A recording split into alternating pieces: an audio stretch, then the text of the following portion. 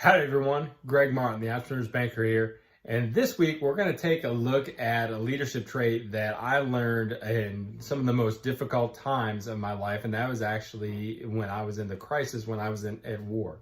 Specifically, I want to talk to you about communicating while you're in a crisis. And make no mistake about it. The last couple months have been absolute war on your business. And I know that every single one of you that are hearing this know exactly what I mean.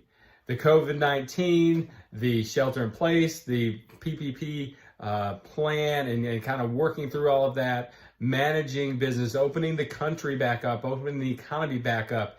It has felt like a war, and it has been war because there's something out there. While it is maybe not maliciously trying to destroy your business, it is a threat to your business.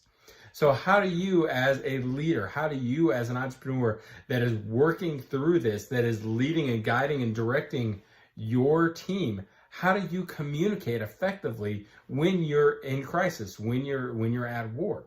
Well, there are 5 things that I learned while I was in the military that I wanted to kind of share with you. And these are things that as I've kind of been going the last couple months, I've talked with entrepreneurs about how they're communicating with their staff and what are they doing to make sure that the vision that is in their head is actually the vision that is going out and helping them. And a lot of them have maybe the phraseologies a little bit differently, but a lot of them are using these 5 tactics. The first one is to over communicate.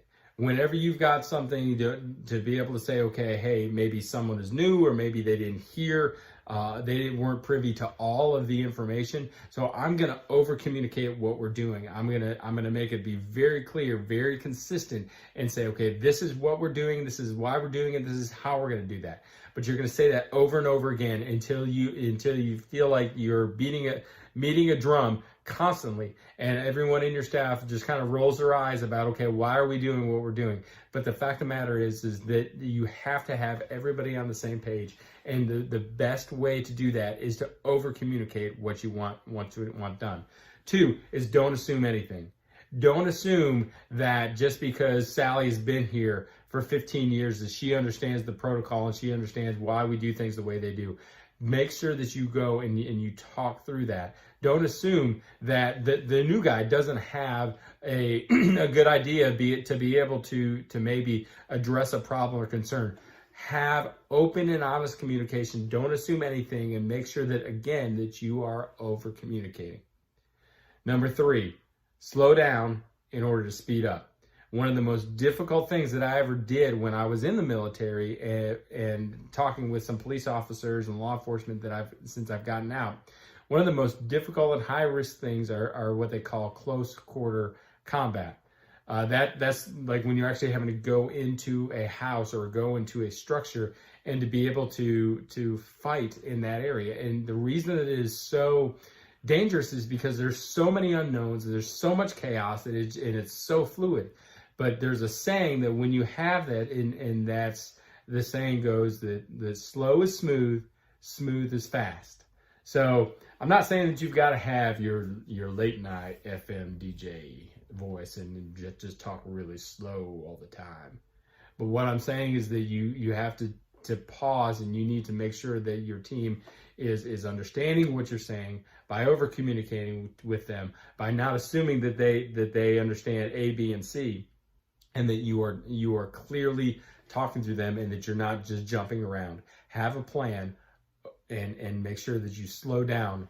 And by slowing down, you will effectively communicate, and that by doing that, you will actually speed up. The 4th thing is that I would encourage you to communicate 2 levels down and 1 level up. And a lot of this, obviously, this applies to entrepreneurs who have multiple levels of leadership within their organization. But even the most simple of organizations maybe have an assistant or something like that. And you as the entrepreneur, it is up to you to be able to make sure that you are briefing 2 levels down, that you're talking directly with them, and that they understand the plan. They're hearing the plan come out of your mouth, so that by doing that, they are very, very clear. They catch your vision. Again, if anyone has played the old school game Telephone. It's where you line up in a big circle and you've got 30 people and one person whispers something, a phrase into one person's ear, and then you see how it changes till it gets to the last one. That's where we're going out for barbecue for lunch somehow turns into the Martian flip-flops are green. And I don't know how that happens, but the fact of the matter is that as the boss, as the leader, you need to make sure that you're communicating 2 levels down in order for them to understand your intent, understand why you're doing it.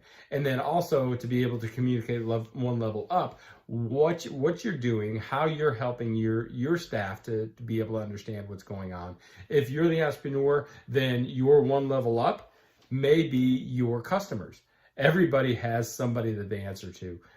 In the very top of every business is the customer that buys your products or service. So to be able to maybe communicate with them how things change. I've seen a lot of entrepreneurs do that very effectively during this crisis. And then the last thing, the 5th thing, is to back brief.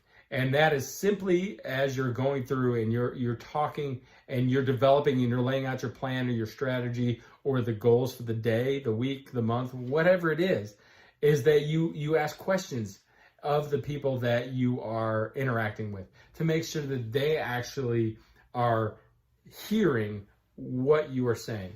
Again, going back to the old telephone reference, the old telephone game, just because someone sit there and acknowledges you with their eyes, acknowledges with their ears, acknowledges with their head, does not mean that they heard you. And asking questions, asking them to put your plan in their own words and repeat it back to you really is an effective way to do that. So being an entrepreneur during this time is extremely difficult, and I am so encouraged and I'm so proud of the entrepreneurs that I serve. I'm humbled to be able to be part of their team, to be able to come alongside them and push them towards success. And if we're not connected, I would love to connect with you on LinkedIn, on Facebook.